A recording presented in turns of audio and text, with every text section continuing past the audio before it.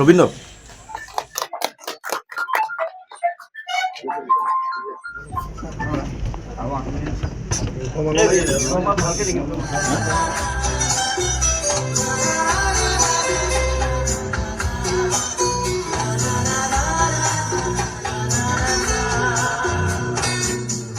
আজি এটা বিশেষ দিন।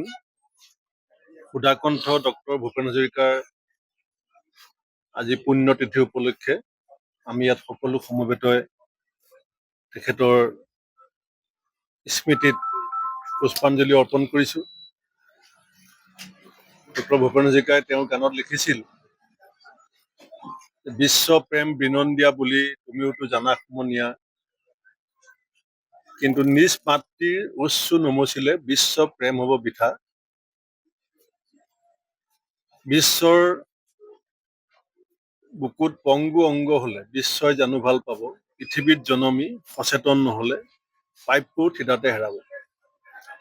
গতিকে আমি অসমীয়া জাতিৰ এগৰাকী কাণ্ডাৰী ভূপেন হাজৰিকাদেৱৰ ইতিমধ্যে এইবাৰ জন্ম শতবৰ্ষ, আৰু আজি মৃত্যু তিথি আমি শ্ৰদ্ধাঞ্জলি জনাইছো।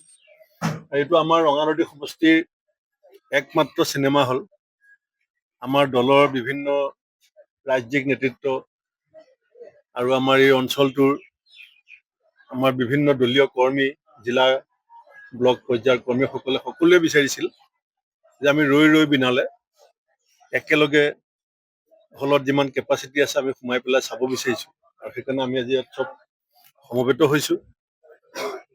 আৰু জুবিন গাৰ্গৰ আজিৰ ৰৈ ৰৈ বিনালে মই ভাবোঁ যে তেওঁৰ এতিয়ালৈকে যিমানখিনি আমি সমালোচনা বা খবৰ নিউজ দেখিছোঁ, তাৰ পৰা এটা কথাই স্পষ্ট হৈছে যে এজন মানুহে জীৱনৰ সৰ্বোচ্চখিনি উজাৰি দি আমাৰ অসমীয়া জাতিৰ যিটো চিনেমাৰ পথ সেইটো একেবাৰে মসৃণ কৰি থৈ গৈছে।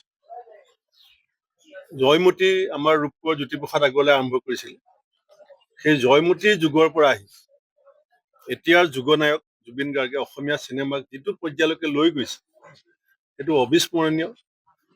আমি সঁচাকে জাতিয়ে জুবিন গাৰ্গে জীৱিত কালত যি দি গ'ল সেইখিনিক লৈতো আমি গৌৰৱান্বিত। লগতে তেওঁৰ মৃত্যুৰ মাজেদিও জাতিক কি ধৰণে একত্ৰিত কৰিলে, সমৃদ্ধ কৰিলে, প্ৰাণ স্পন্দন আৰু সজীৱ কৰিলে, কিন্তু এতিয়াও অসমীয়া জাতিয়ে চকু পানী মুচিব পৰা নাই। জাতি সাৰে আছে, কাৰণ জুবিন গাৰ্গৰ হত্যাকাৰীসকলে এতিয়াও দৃষ্টান্তমূলক শাস্তি পোৱা নাই। চৰকাৰে কেৱল কথা কৈ আছে, কাৰ্যত এতিয়ালৈকে কি কৰিব ৰাইজ আশ্বস্ত হোৱা নাই। গতিকে মই এই মুহূৰ্তত ভূপেন হাজৰিকাৰ মৃত্যু তিথিত আৰু আমি ৰৈ ৰৈ বিনালে চোতালত আহ্বান জনাম যে SITৰ যাতে গোটেই কাৰ্যক্ৰমণিকাত কোনো গাফিলতি নহয়। SITৰ এটা সামান্যতম গাফিলতিৰ কাৰণে যাতে জুবিন গাৰ্গৰ হত্যাকাৰী যাতে বাচি যাব নোৱাৰে, সেই ক্ষেত্ৰত কিন্তু যদি কিবা কৃপণালি কৰে তেতিয়া কিন্তু এই বিজেপি দল হওক, বিজেপি চৰকাৰ হওক, অসমীয়া জাতিয়ে কেতিয়াও ক্ষমা নকৰিব।